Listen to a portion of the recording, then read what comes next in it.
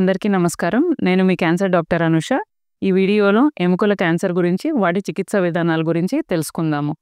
ఎముకలకి వచ్చే cancer primary bone tumour or metastasis కింద రావచ్చు. ప్రైమరీ బ్రోన్ ట్యూమర్ అంటే ఎముకల్లో వచ్చే క్యాన్సర్. మెటాస్టాటిక్ క్యాన్సర్ అంటే వేరే క్యాన్సర్ నుంచి బోన్కి అటాక్ అయిన దాన్ని బోన్ మెటాస్టాసిస్ అంటాం. దీన్నే 4వ స్టేజ్ అని కూడా అంటారు. సో ఈ ప్రైమరీ బోన్ ట్యూమర్స్ అంటే ఎముకల్లో వచ్చే క్యాన్సర్లకి కారణాలు ముఖ్యంగా జన్యుపరమైన లోపాల వల్ల వచ్చే అవకాశాలు ఉంటాయి. లేదంటే రేడియేషన్ ఎక్స్పోజర్ అయిన భాగాలకు కూడా ఎముకల క్యాన్సర్ వచ్చే అవకాశం ఉంది. ఈ ఎముకల క్యాన్సర్ లక్షణాలు ఏ విధంగా ఉంటాయంటే పేషెంట్స్ జనరల్గా ఎముకల నొప్పితో కానీ, ఎముకల్లో వాపు కానీ, ఇంకా అడ్వాన్స్ స్టేజెస్లో ఫ్రాక్చర్తో కానీ ప్రెజెంట్ అవుతూ ఉంటారు.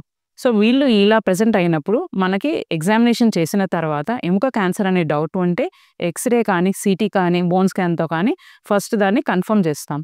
వాళ్ళు కనుక బోన్ క్యాన్సర్ అనే డౌట్ వస్తే దాని నుంచి బయాప్సీ తీసి టెస్టింగ్కి పంపించాలి. వీటిలో రకాలు చాలా ఉంటాయి. ఎవింగ్ సార్కోమా, ఆస్టియోసార్కోమా, కాండ్రోసార్కోమా, కార్డోమా అని చాలా రకాలు ఉంటాయి. వాళ్ళల్లో 5 నుంచి 20 సంవత్సరాల వయసు ఉన్న జనాల్లో ఎవింగ్ సార్కోమా అండ్ ఆస్టియోసార్కోమా కామన్గా ప్రెసెంట్ అవుతుంది. 30 నుంచి 50 సంవత్సరాల వాళ్ళలో కాండ్రోసార్కోమా కానీ, కార్డోమా కానీ ఎక్కువగా వచ్చే అవకాశాలు ఉన్నాయి.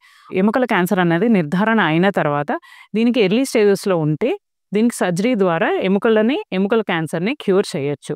ఏ ఎముకకైతే క్యాన్సర్ పట్టిందో సర్జరీ ద్వారా దాన్ని తీసేసి ఆ ఎముకల ప్లేస్లో ప్రోస్థెసిస్ అంటే మనం ఆర్టిఫిషియల్ లింబ్ అనేది పెట్టాల్సిన అవసరం ఉంటుంది. ఒకవేళ ప్రోస్థెసిస్ కనుక ఎఫోర్డ్ చేయలేకపోతే ఎక్స్ట్రా కార్పోరల్ రేడియేషన్ అంటే సర్జరీ అయిన తర్వాత ఆ ఎముకని రేడియేషన్ ద్వారా ట్రీట్మెంట్ ఇచ్చి మళ్ళీ అదే ఎముకని బాడీలోకి పెడతాం. సో దీనివల్ల ఏమవుతుందంటే రేడియేషన్ ద్వారా మనకు క్యాన్సర్ కణాలు చనిపోయిన తర్వాత అదే బోనని మనం పెట్టడం ద్వారా బోన్కి మన బాడీలోకి అతుక్కోవడానికి టైం తీసుకుని అతుక్కుంటుంది అనమాట. సో అడ్వాన్స్ స్టేజెస్లో కనుక వస్తే సర్జరీ చేసిన తర్వాత కీమోథెరపీ, కొంతమందిలో రేడియేషన్ కూడా ఇవ్వాల్సిన అవసరం ఉంటుంది.